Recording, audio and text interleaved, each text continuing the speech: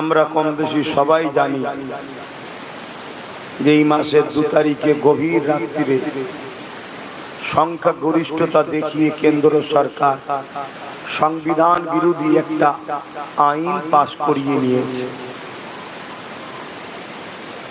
যে আইন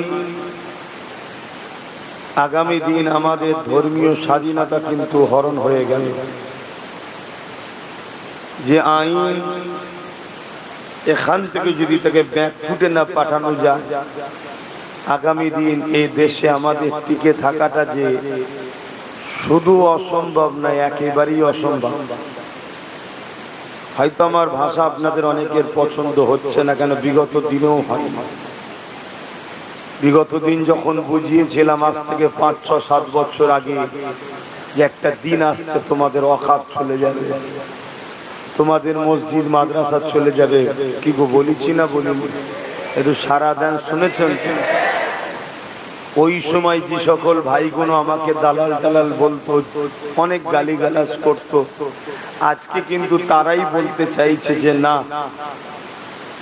বাইরে শুধু থাকলে হবে না, আমাদের লোক ভেতরে পাঠানো দরকার।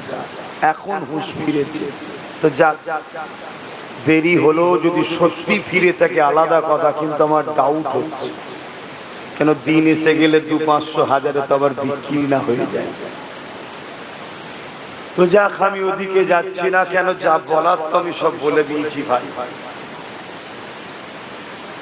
যা বলার আমি সব তো বলে দিয়েছি। আমি তো খারাপ, এখন যখন আইন পাস হয়ে গেছে, এবার খেলা সামলে কি করে সমাধান করো দেখি না।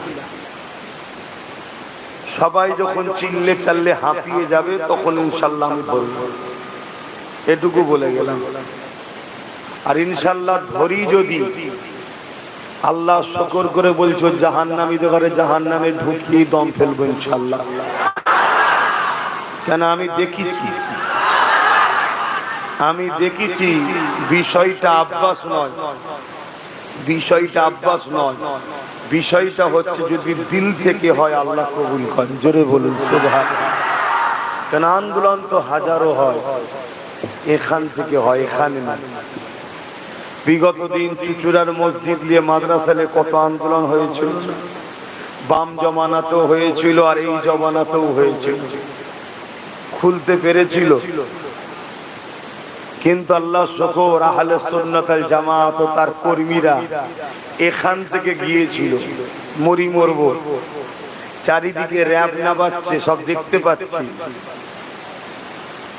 তথাপিও বলেছিলাম মসজিদে নামাজ পড়েই যাব, নামাজ পড়েই আল্লাহ আমাদেরকে এনেছে। জোরে বলুন সুবহানাল্লাহ। তবে হ্যাঁ, যারা সত্যি মসজিদ মাদ্রাসা ওয়াকাফের পক্ষে এবং জালিম সরকারের বিরুদ্ধে আন্দোলন করবে, আমার ভালোবাসার মানুষদের বলবো তাদের ডাকে তোমরা সাড়া দিও।